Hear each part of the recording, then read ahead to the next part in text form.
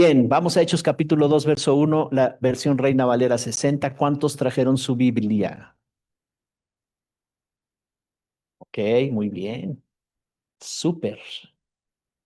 ¿Cuántos no trajeron su Biblia? ¿Cuántos estaban conscientes a dónde venía? ¿Y cuántos están conscientes que cuando vienes a la iglesia algo debes de traer, ¿no? La Biblia en tu aunque sea electrónica. Bien, ok, espíritu regañón fuera. Ya, no voy a regañar. Hechos capítulo 2, verso 1. ¿En qué contexto está hablando aquí? Lucas es el que está narrando esta historia, pero ¿en qué contexto? Jesús se les apareció resucitado al tercer día a los discípulos y les dijo, vayan a Jerusalén, esperen ahí hasta que venga poder de lo alto y entonces sí, vayan a todas las naciones y me serán testigos. Eso, así terminan los evangelios, ¿verdad? El evangelio de Mateo, Lucas y Marcos.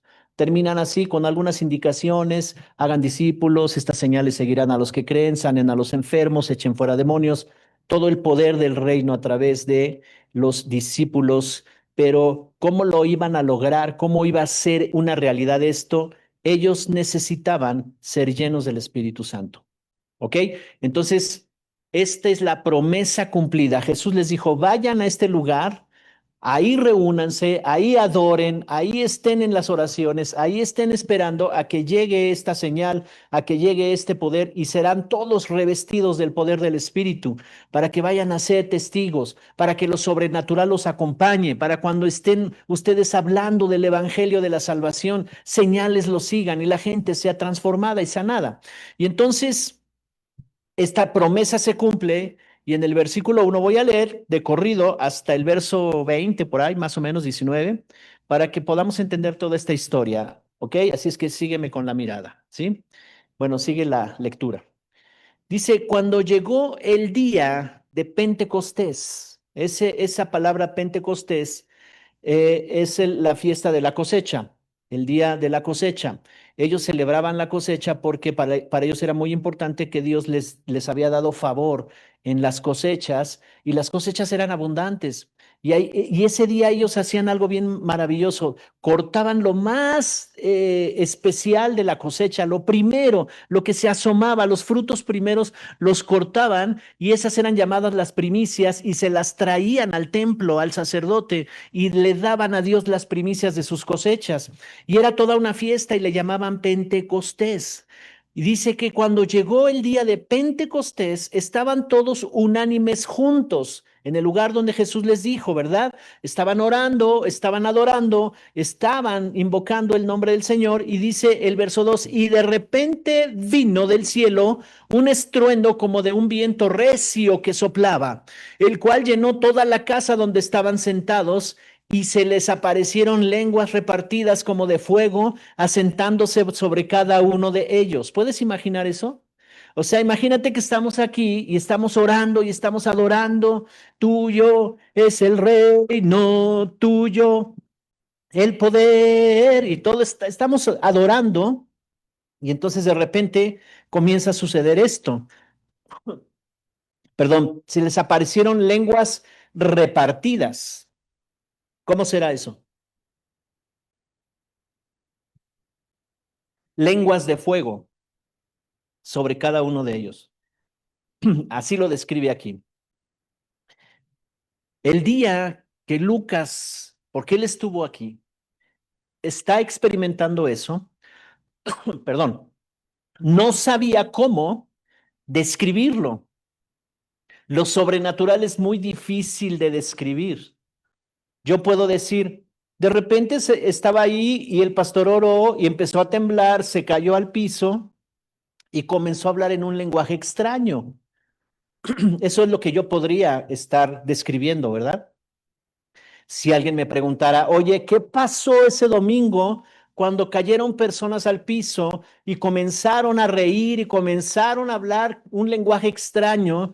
¿Qué sucedió? Y entonces yo voy a escribir. Ah, bueno, pasó esto y esto y esto. Es lo que está haciendo aquí Lucas. Y dice, y fueron todos llenos del Espíritu Santo y comenzaron a hablar en otras lenguas, según el Espíritu les daba que hablasen. Verso 5. Moraban entonces en Jerusalén judíos, varones piadosos de todas las naciones bajo el cielo. Y hecho este estruendo, se juntó la multitud y estaban confusos porque cada uno les oía hablar en su propia lengua. Y estaban atónitos y maravillados diciendo, mirad, ¿no son galileos todos estos que hablan? ¿Cómo pues les oímos nosotros hablar cada uno en nuestra lengua en la que hemos nacido? Y luego aquí va a describir de qué nacionalidades eran los que estaban ahí. Dice que había partos, medos, elamitas y los que habitaban en Mesopotamia, en Judea, en Capadocia, en el Ponto y en Asia, en Frigia y en Panfilia, en Egipto y en las regiones de África más allá del Cirene, y romanos aquí residentes, tanto judíos como prosélitos. Había cretenses y árabes también, y les oímos hablar en nuestras lenguas las maravillas de Dios. Y estaban todos atónitos y perplejos, diciéndose unos a otros, ¿qué quiere decir esto? Mas otros burlándose decían, están llenos de mosto o están embriagados con vino, están borrachos. Eso les dijeron. Y sí estaban embriagados, pero no con vino, sino con el Espíritu Santo. Entonces Pedro, verso 14, ya establecimos algo. Empezó a suceder algo sobrenatural, bajó fuego del cielo, se veía, era visible ese fuego sobre cada uno de ellos. Si les hubiéramos tocado la cabecita, tss, estaba el fuego ahí del Espíritu. Y luego ellos empezaron a hablar lenguas. Pero en la Biblia nos describe que hay diferentes tipos de lenguas que nos lleva el Espíritu Santo a hablar. En este caso eran lenguas humanas, porque les había de muchas nacionalidades y de muchos lugares, hasta de África, del Cirené, estaban de tierras muy lejanas y les oían hablar lenguas en su idioma natal y decían, ¿qué es esto? Estos no son galileos, estos no son judíos, ¿qué acaso no son de aquí y cómo aprendieron nuestra lengua? Y lo que oían era que glorificaban a Dios en su lengua natal. Entonces era algo sobrenatural que estaba pasando. En otro momento la Biblia enseña que hay lenguas espirituales que no tienen ningún significado, no son lenguas humanas, y hay en otro momento hay lenguas angelicales, que solamente los ángeles hablan ese tipo de lenguas y se nos permite a nosotros hablar también esas lenguas. Entonces, no es el tema, no hablaremos hoy del tema de las lenguas, pero es como una explicación que quería darles. Entonces, Pedro, dice el verso 14, poniéndose en pie con los 11, alzó la voz y les habló diciendo, varones judíos y todos los que habitan en Jerusalén, esto les sea notorio y oír mis palabras. Porque estos no están ebrios, como ustedes suponen, puesto que es la hora tercera del día. Mas esto es lo dicho por el profeta Joel. Está citando una profecía del Antiguo Testamento del profeta Joel. ¿Cuál era esa profecía? Verso 17. Y en los postreros días, dice Dios, derramaré de mi espíritu sobre toda carne, y sus hijos y sus hijas profetizarán. Nuestros jóvenes verán visiones, y sus ancianos soñarán sueños. Y de cierto sobre mis siervos y sobre mis siervas, y en aquellos días derramaré de mi espíritu y profetizarán. Y daré prodigios arriba en el cielo y señales abajo en la tierra. Hasta ahí le vamos a dejar. Entonces, lo que está citando Pedro, porque imagínate, están en un lugar que le llamaban el aposento alto, ¿no? Y así en ese aposento alto empiezan a hablar lenguas y se oye todo un disturbio, un relajo allá arriba, y toda la multitud que está, porque estaban en una plaza central, ahí había mucha gente que pasaba, de muchas nacionalidades, se acercaron y dijeron, estos traen una fiesta aquí. Estos ya se les pasó el vino, pero son las 12 del día, la hora tercera, ¿cómo? Bueno, no nos conocían, ¿verdad? Los mexicanos. ¿Cómo es posible que a las 12 del día ya estén bien embriagados estos, verdad? ¿Y cómo es posible? Y entonces Pedro se da cuenta de que los de afuera ya se juntó una multitud y dice, no, hay que explicarles. Y entonces Pedro les dice, hey, varones judíos, ¿de qué se extrañan? Esta es la promesa que los profetas hablaron y uno de ellos fue Joel, que en los postreros días Dios derramaría de su espíritu sobre todos y aún los niños y los jóvenes verían visiones. Qué maravilloso tener profetas jóvenes, ¿verdad? En una ocasión en una iglesia allá en Dallas íbamos a un congreso y íbamos entrando y entonces estaban los que recibían y en el comité de recepción, los ujieres, había unos niños. Y esos niños eran como de unos 11 años más o menos, te llevaban al lugar asignado. Y entonces llegamos y un niño nos recibe y nos dice, hey, Dios tiene algo para ti. Y entonces yo hasta me tuve que agachar y me agarra el hombro y me dice una profecía que nadie sabía, solamente yo. Y me dice, tú has estado esperando este tiempo y estás aquí para escuchar esta palabra. Ya no necesitas el Congreso. Dijo, bueno, pues me voy, ya me dio la palabra. Pero sí me quedé al Congreso, por supuesto, pero me asombró que un niño como de 10 años era el profeta de la iglesia. Esto es real. Derramaré de mi espíritu sobre toda persona. Y dice aquí, nuestros jóvenes verán visiones, soñarán sueños, entenderán al Señor a través del Espíritu Santo. Dios está desesperado por una generación que le pueda oír, que le pueda ver, que le pueda escuchar, que pueda ser un portavoz a una generación perdida, que traiga luz y esperanza. Y eso es lo que quiere hacer el Espíritu Santo con esta iglesia. Amén. Y dice el verso 21, y todo aquel que invocare el nombre del Señor será sabio, será salvo, perdón. Todo aquel que invocare el nombre del Señor será salvo. Ahora, Pedro empieza a dar toda una explicación desde el Antiguo Testamento y me voy a ir hasta el verso,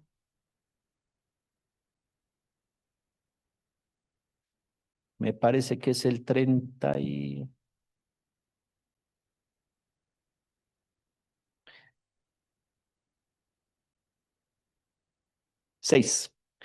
Nos vamos, Johnny, hasta el verso 36. Ahí mismo, Hechos 2. Dice, sepa pues ciertísimamente toda la casa de Israel que a este Jesús, a quien ustedes crucificaron, Dios le ha hecho Señor y Cristo. O sea, ¿en qué está concluyendo el discurso de Pedro?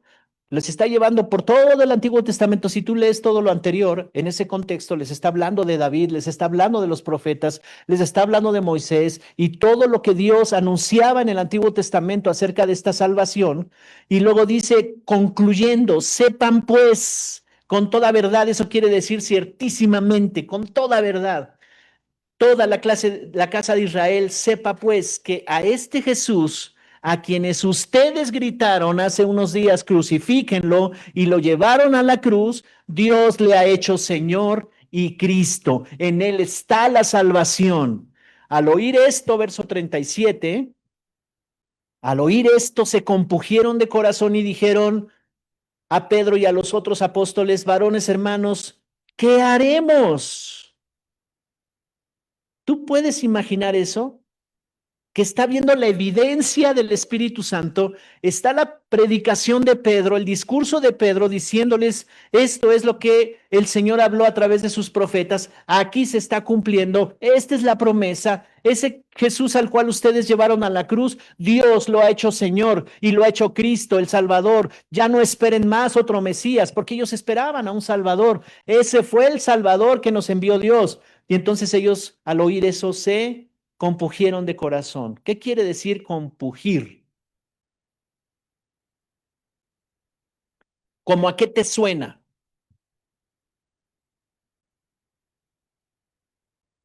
Que el corazón se te hace así, ¿no? O sea, sientes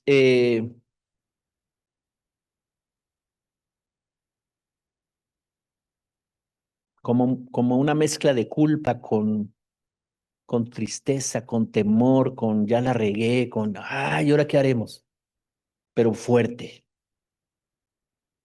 Y mira la respuesta de Pedro. verso 38. Pedro les dijo, arrepiéntanse y bautícese cada uno de ustedes en el nombre de Jesucristo para perdón de los pecados y recibirán el don del Espíritu Santo, porque para ustedes es la promesa y para sus hijos y para todos los que están lejos, para cuantos el Señor nuestro Dios llamare. Y con otras muchas palabras testificaba y les exhortaba diciendo, sean salvos de esta perversa generación.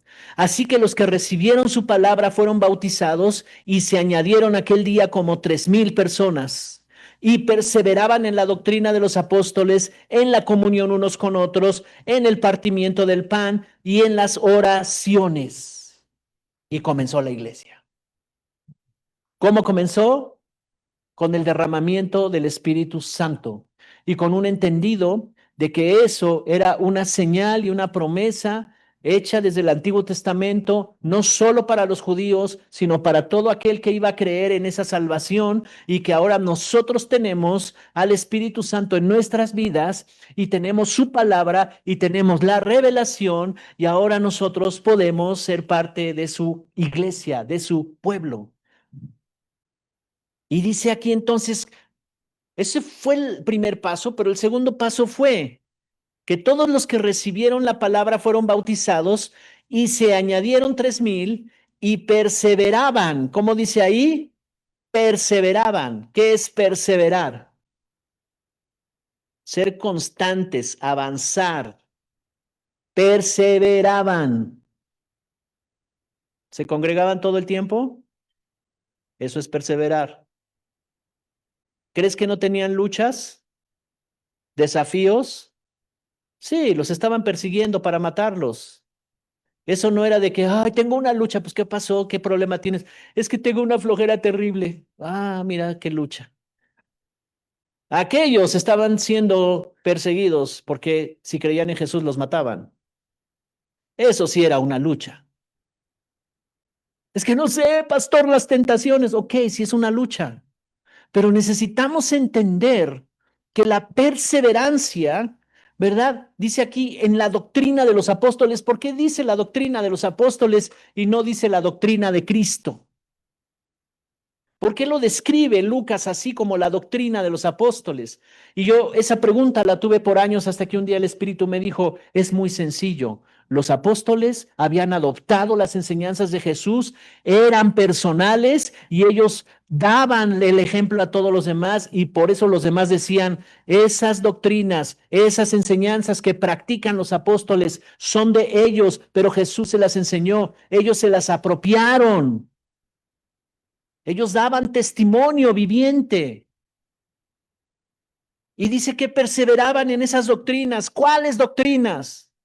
El perdón de pecados, la nueva naturaleza, mi propósito, mi destino, la adoración, las oraciones, enseñanzas poderosas. Perseveraban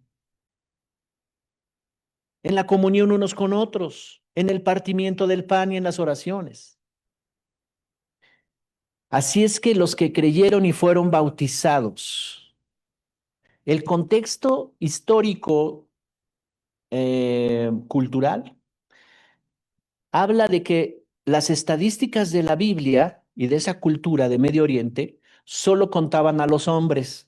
No me preguntes por qué, pero 3,000 eran los varones que se contaron aquí, suponiendo que la mitad de esos eran casados. Así que agrégale 1,500 más. ¿Está bien? ¿Sí? Que eran las mujeres, ¿no? Entonces ya eran 4,500. Suponiendo que de esas 1,500 parejas, 700 tenían hijos, 2 hijos por cada uno, aunque los judíos eran muy prolíferos, pero de a dos. Entonces, haciendo cuentas matemáticas, estamos hablando de una iglesia de 10,000 miembros, la primera iglesia. Se bautizaron. ¿Cómo le hicieron para bautizar a todos esos? No sé. Lo único que describe aquí el apóstol Lucas dice, se bautizaron y todos recibieron el don del Espíritu Santo. Mateo 28, 18, vamos para allá, Johnny, rápidamente.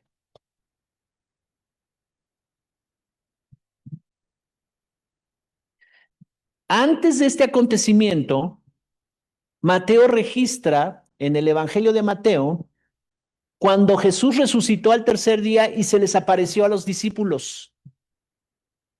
Está registrado esto en el capítulo 28, verso 18. Dice que Jesús se acercó a ellos. ¿A quiénes? Pues a ellos, sí, ¿a quiénes? A los discípulos. Y les habló diciendo: Toda autoridad me ha sido dada en el cielo y en la tierra. Por lo tanto, vayan y hagan discípulos a todas las naciones, bautizándolos en el nombre del Padre, del Hijo y del Espíritu Santo, y enseñándoles que guarden todas las cosas que les he mandado. Y he aquí, yo estoy con ustedes todos los días hasta el fin del mundo. Amén. Así que hay un mandamiento que Jesús les está dando a los discípulos: vayan por todas las naciones, hagan discípulos y bautícenlos. El bautismo es algo muy, muy importante en nuestra fe cristiana. El ser bautizado en agua es un acto de fe que se hace públicamente, donde decidimos iniciar una nueva vida y seguir una nueva doctrina, la doctrina del reino.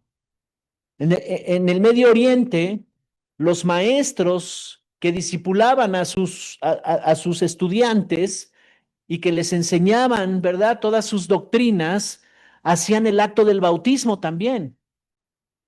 Era un bautismo según la ley, pero este bautismo es del Espíritu, según el Espíritu.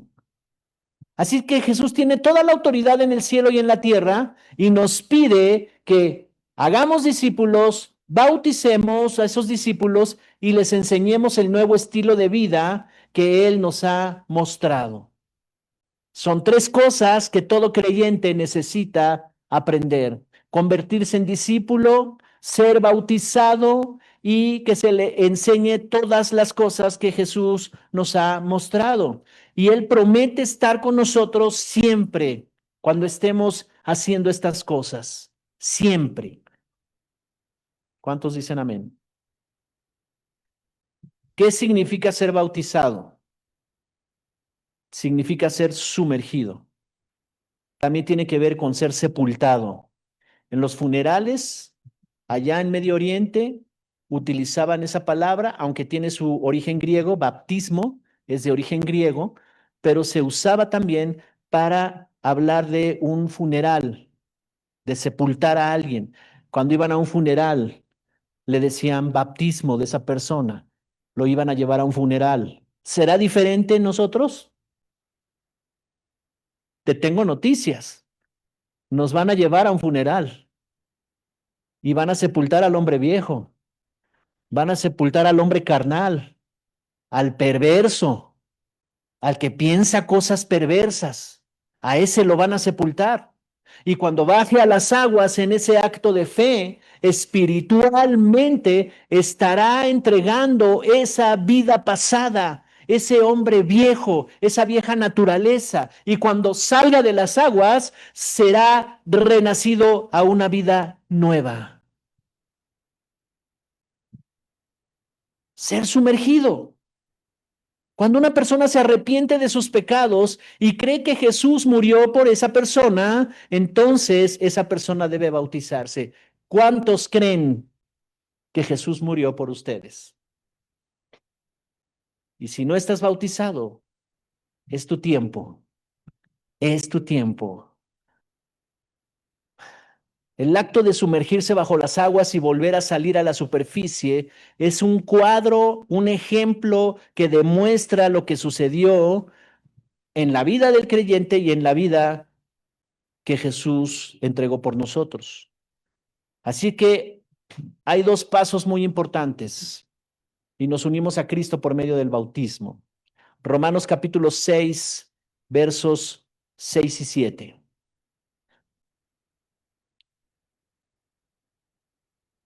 Reina Valera 60.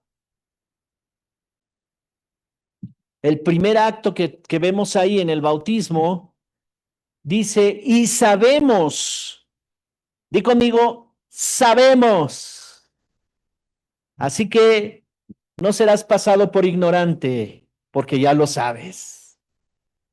Y como ya lo sabes, tu fe es tan fuerte que dices, como ya lo sé y ya lo creo, lo voy a hacer. Amén. Entonces dice, y sabemos que nuestro viejo hombre fue crucificado juntamente con él. ¿Con quién? Con Cristo, para que el cuerpo del pecado sea destruido, a fin de que ya no seamos esclavos del pecado, porque el que ha muerto ha sido justificado del pecado. Así es que ese día el hombre malo, el perverso, el cuerpo del pecado, el que andabas todo el tiempo pensando a ver qué onda, qué más voy a hacer, ¿verdad? Para salirme con la mía, ese se va a morir. Amén.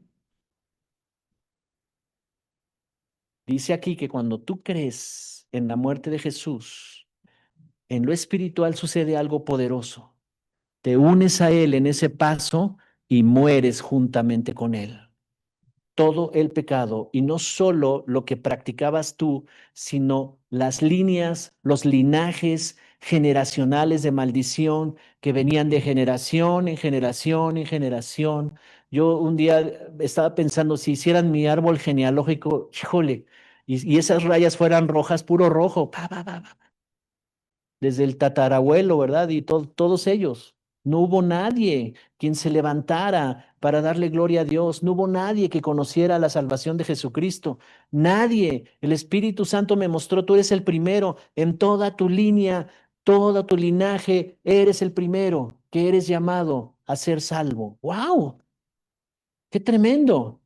Mucha influencia católica en todos mis antepasados, pero ninguno de ellos conoció a Cristo. Entonces, todo eso se va en el bautismo, todo eso se va cuando te unes a Cristo. Nuestra pasada manera de vivir, el viejo hombre, es crucificado con Cristo. Entonces, legalmente eres una persona diferente, legalmente puedes vencer toda tentación, y ahorita voy a explicar esa parte. El pecado que nos gobernaba ya fue vencido. Quiero decirlo otra vez. El pecado que nos gobernaba ya fue vencido y destruido en el cuerpo de Cristo. Imagina este escenario. Jesús está en la cruz, está en sus últimos minutos tratando de respirar en la cruz, ¿verdad? Y si respiraba, él se levantaba un poco para respirar porque estaba con los brazos clavados en la cruz. Entonces tenía dos problemas. Él tenía que recargarse, pero si se recargaba había un dolor intenso, pero esta parte del tórax, todo eso se cerraba y no podía respirar. Entonces tenía que levantarse nuevamente para poder respirar y estaba en eso, era un sufrimiento tremendo. Esas eran las características de los que eran crucificados por los romanos, así de esa forma. Fue algo terrible lo que vivió Jesús en la cruz. Y entonces él estaba tratando de jalar aire, pero al mismo tiempo era un dolor intenso y tenía que reposar otra vez, ¿verdad? Sobre esa parte de sus pies y entonces no podía respirar. Y así estaba.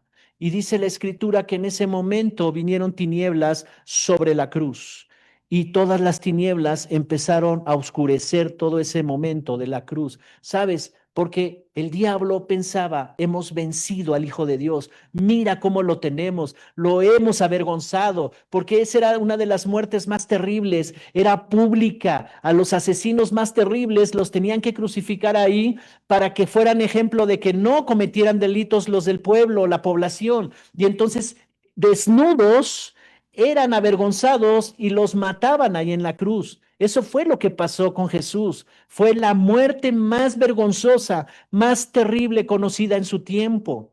Y fue público. Y a la hora tercera dice la escritura que se empezó a oscurecer. No era posible. Algunos dicen que fue un eclipse de sol y todo eso.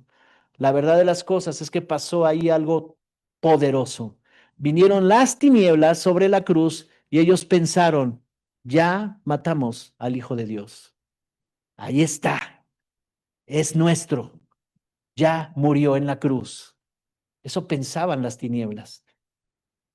Y sabes, ellos no sabían el plan de Dios. ¿Por qué me lo apagaron? Ellos no sabían el plan de Dios. ¿Cuál era el plan de Dios? Salvarnos, salvarnos.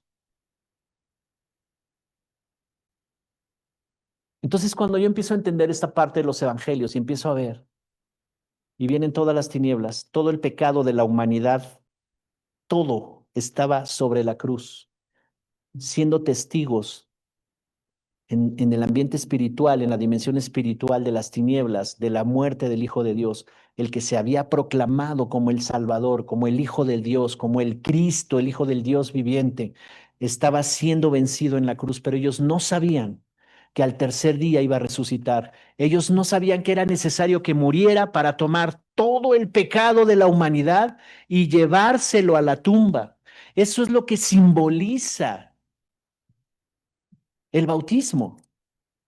Porque dice, sabemos que nuestro viejo hombre fue crucificado juntamente con él, y para que el cuerpo del pecado sea destruido, a fin de que ya no seamos esclavos del pecado, porque el que ha muerto ha sido justificado del pecado. Así es que el muerto ya no puede caer en tentación, ya se murió.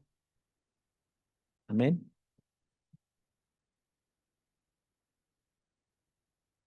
Imagínate un muerto y le pasas a la chica en bikini, ahí bailándole y toda la cosa. ¿Y qué va a hacer el muerto? Nada, está muerto. ¿Caerá ante la tentación? No, porque está muerto. No sé qué te imaginaste, pero...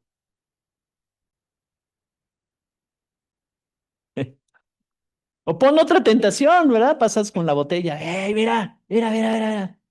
Esa es la que te gustaba, no te hagas. ¿Qué va a hacer el muerto? ¡Nada! ¿Por qué? Porque está muerto. A ese entendimiento nos quiere llevar el Señor. Romanos 6:3. Voy a leer la versión traducción viviente. Si la tenemos, pónmela. Así es que cada vez que venga una tentación y la ves venir, dices, yo estoy muerto. El hombre viejo ya se murió. Romanos 6:3 dice, ¿o acaso olvidaron que cuando fuimos unidos a Cristo en el bautismo, nos unimos a Él en su muerte? No, no lo olvidamos, ¿verdad? Aquí hay una gran verdad. Creer en el sacrificio de Jesús es creer que hemos muerto a nuestra antigua vida pecadora. Y cuando dice la escritura que vinieron las tinieblas sobre la cruz, todas las tinieblas pensaron que habían vencido al que estaba ahí en la cruz. La enfermedad, las adicciones, la perversión, todo lo que destruye el pecado, la brujería, la santería, la muerte, todo eso pensó que estaba viniendo sobre Cristo Jesús para vencerlo. Pero al tercer día, Él se incorpora de la muerte y todos esos elementos de destrucción que afectan al ser humano fueron dejados ahí y Jesús salió victorioso al tercer día y resucitado se les aparece a los discípulos y les dice, tengan paz porque acabo de vencer, reciban al Espíritu Santo. Y dice que sopló, dice la Escritura, y recibieron todos al Espíritu Santo. ¿Quieres ver ese texto? Y ahorita regresamos acá. Está en Juan capítulo.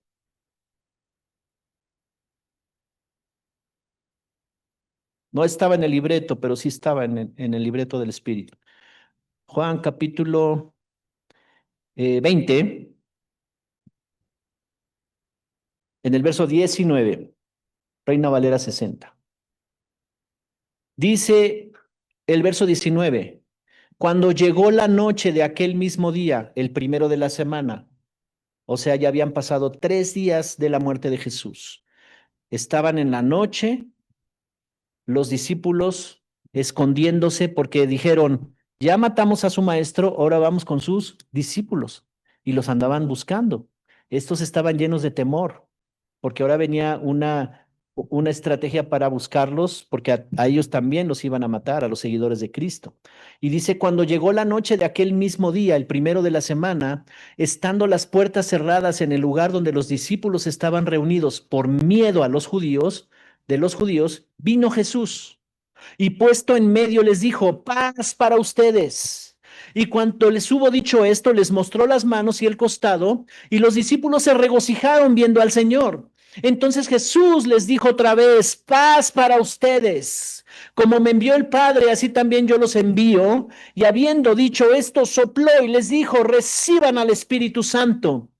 A quien remitieres los pecados les son remitidos, y a quienes se los retuvieres les son retenidos. Paz para ustedes. Así es que todo lo que ocurrió en la dimensión espiritual, en la cruz del Calvario, la dimensión espiritual estaba haciendo fiesta porque pensaban que ya habían vencido las tinieblas al Mesías, al que había sido enviado de Dios. Pero al tercer día resucitó, se incorporó y ante muchos testigos, él se les presentó y les dijo, yo he venido para que tengan paz y la tengan en abundancia, para que tengan vida abundante. Y sopló y les dijo, reciban al Espíritu Santo.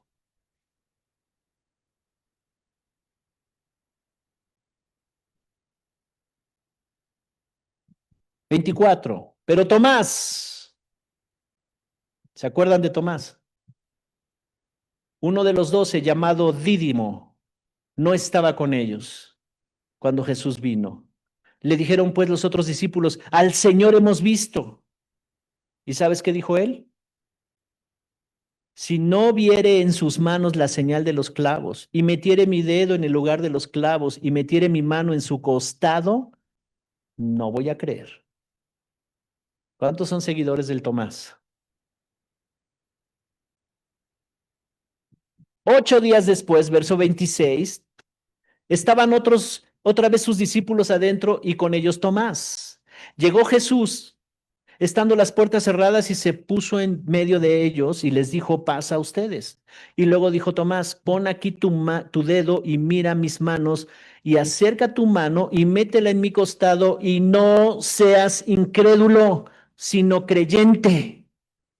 Entonces Tomás respondió y le dijo, Señor mío y Dios mío. Y Jesús le dijo, porque me has visto, Tomás, creíste. Pero bienaventurados serán los que no me vieron y creyeron. Así es que tú y yo somos de una generación, no de Tomás, sino una generación de los que aunque no estuvimos ahí, no lo vimos físicamente, pero hemos creído. Y dice aquí, esos serán bienaventurados. Amén. Gracias, Señor. Yo le daría un aplauso al Señor.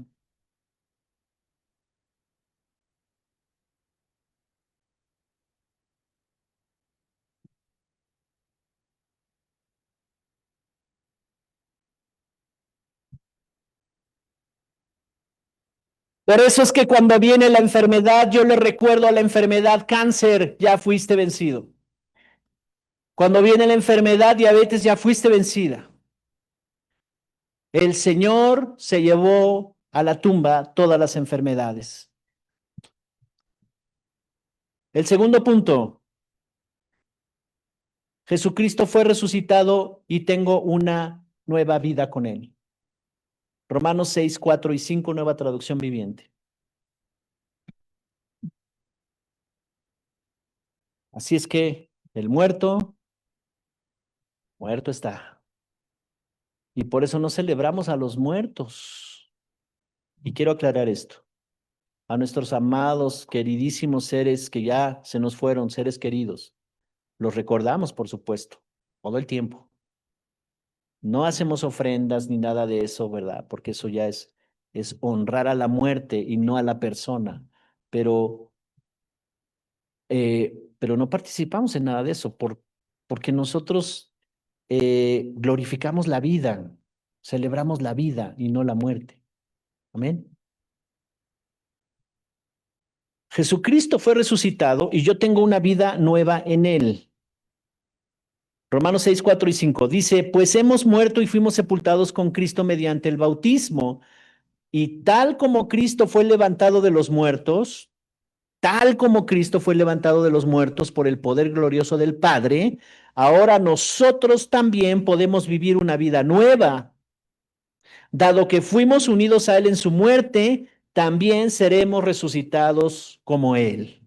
Amén. Al creer en la obra de Jesús, nos unimos a Él y entonces, así como Cristo resucitó, nosotros resucitamos a una vida nueva. ¿Cuántos están dispuestos a vivir una vida nueva? ¿Cuántos quieren una vida nueva? Ya está disponible. No tienes que hacer más nada más que comenzar a conocer esta vida nueva. Dice Efesios capítulo 2, verso 6. Vamos allá en la nueva traducción viviente, por favor. Ya me cambiaron a Johnny. Ok. Dice, pues nos levantó de los muertos junto con Cristo y nos sentó con Él en los lugares celestiales porque estamos unidos a Cristo. La versión que tiene Reina Valera 60 en Efesios 2:6 dice, pues hemos resucitado juntamente con Él, ¿verdad? En su resurrección, y asimismo nos hizo sentar en lugares celestiales juntamente con Cristo.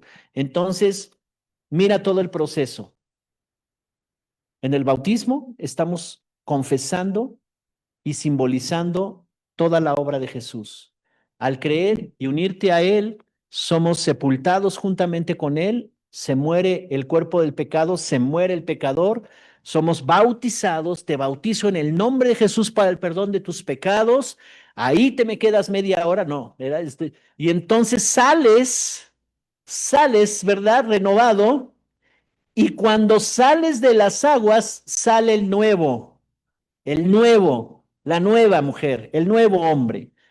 Y en ese momento oramos por ti para que recibas el poder y la llenura del Espíritu Santo como evidencia de que estás sentado en lugares celestiales con Cristo Jesús. Amén. Así que lo que te espera es algo poderoso, maravilloso.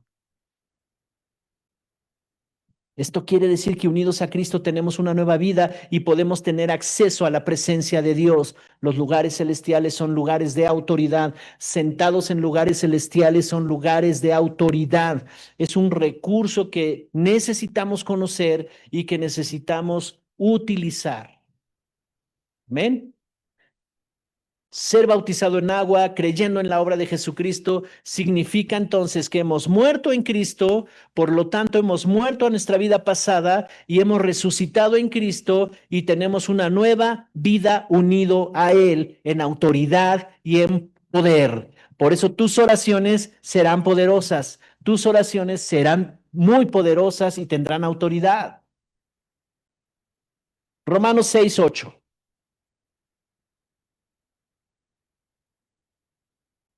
Voy a leer del 8 al 11, nueva traducción viviente, por favor. Dice, y dado que morimos con Cristo, sabemos que también viviremos con Él. Eso es maravilloso, ¿no? Mira lo que dice, otra vez te lo digo. Y dado que morimos en Cristo, sabemos, di conmigo, sabemos. Ya lo sabes. Ya no estás sola, ya no estás solo. Ya no estás en el pensamiento, híjole, ojalá Dios me ayude. No, sabemos que también viviremos con Él. Sabemos que Él está con nosotros. Sabemos que nuestra vida en el futuro será con Él. Y dice, estamos seguros de eso porque Cristo fue levantado de los muertos y nunca más volverá a morir. La muerte ya no tiene ningún poder sobre Él. Dije que la muerte ya no tiene ningún poder sobre Él. Y cuando Él murió, murió una sola vez a fin de quebrar el poder del pecado, pero ahora que Él vive, vive para la gloria de Dios. Así también ustedes, nosotros, deben considerarse muertos al poder del pecado y vivos para Dios por medio de Cristo Jesús. Wow, dale un aplauso al Señor. Es el acto de fe más poderoso que yo conozco, más transformador. Tienes que imaginarte ya venciendo todo ese poder del pecado. Imagínate ya librado de todas esas situaciones, serías hasta más simpático, más guapo te verías. Rejuvenece el Espíritu Santo, ¿verdad? Yo siempre he dado testimonio de eso y lo quiero seguir dando siempre, pero la enfermedad era algo para mí horrible para vencer. Cuando no era una cosa, era otra y era otra y era otra. Yo tenía una farmacia en mi casa, de veras.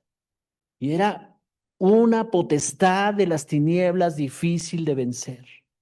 Pero cuando entendí el bautismo, cuando entendí la nueva naturaleza, Dios puso una visión y me dijo, ¿puedes imaginarte a ti sin medicinas, sin enfermedad, sin estar visitando a los médicos? Porque ya tenía mi tarjetita de cliente frecuente y todo eso. Y yo me imaginé, y fue una visión que Dios me puso, y se empezó a ir todo, todo. El dermatólogo un día me dijo, ¿qué hizo? Porque me hicieron estudios de todo y no sabían qué era lo que yo tenía, pero yo era el rojo. Tenía el rostro así. Y yo no sabía que eso era espiritual. Y así como esa situación, cualquier situación con la que no puedes vencer, tienes que poner una visión, ¿cómo me veo sin esta situación, sin esta adicción, sin esta cosa que todo el tiempo me está gobernando, me está atando, me está venciendo? Tienes que verte libre de eso. Ese es el primer paso en tu fe para avanzar. Así también ustedes considérense muertos al poder del pecado. Considérate muerto al poder del pecado. Dile al que está a tu lado, considérate muerto al poder del pecado que te estaba esclavizando.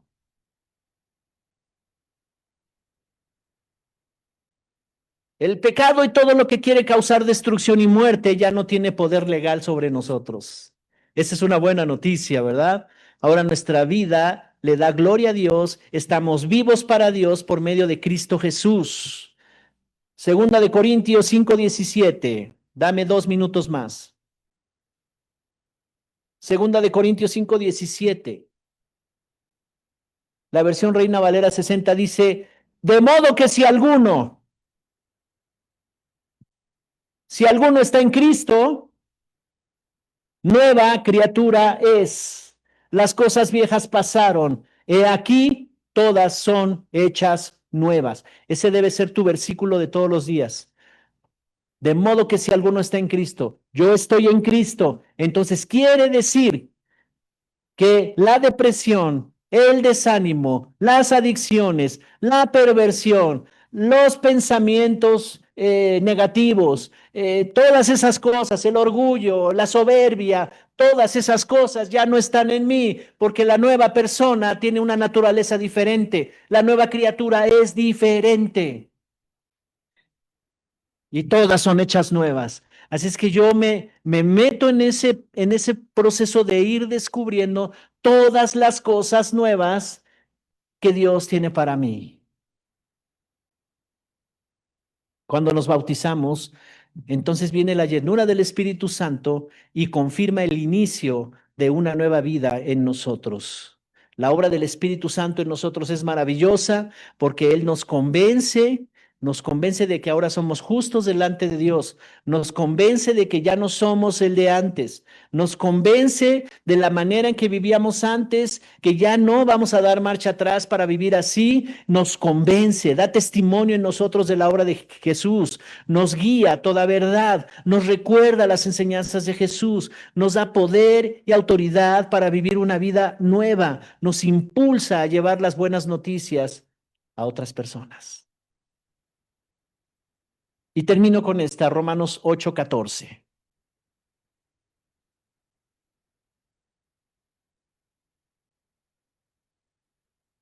Qué poderoso es el bautismo, ¿verdad? Creo que algunos se van a querer bautizar otra vez. Porque todos los que son guiados por el Espíritu de Dios, estos son hijos de Dios. Pues no recibieron el espíritu de esclavitud para estar otra vez bajo el temor, sino que recibieron el espíritu de adopción como hijos, en el cual clamamos, Abba, Padre. El Espíritu mismo da testimonio junto con nuestro espíritu de que somos hijos de Dios. Entonces yo quiero decirte algo, el Espíritu Santo mora en ti. Los que se van a bautizar van a ser bautizados en agua y en el Espíritu, van a recibir la llenura del Espíritu. Y Él te va a dar testimonio todo el tiempo de que eres una persona diferente. Te vas a dar cuenta cuando te estés viendo al espejo en esos días, dirás, me siento diferente, como si yo fuera otra persona. Claro, naciste de nuevo. Y sabes, empezarás a conocer que tienes un Padre bueno, que te ama, que para Él eres un especial tesoro. Y entonces cuando la gente te rechace o te desprecie, no tienes ningún tema con eso. ¿Por qué? Porque el nuevo, el viejo hombre pues sí se sentía todo maltratado, ¿no? No me quieren. Ok, está bien. Pero el nuevo, mm, ese dice, no me conoce. Si supiera que soy hijo de Dios, si supiera que allá arriba, el que lo llena todo en todo, ese soy especial tesoro para él. Pero no lo sabe, está bien. Se la paso por alto. Amén.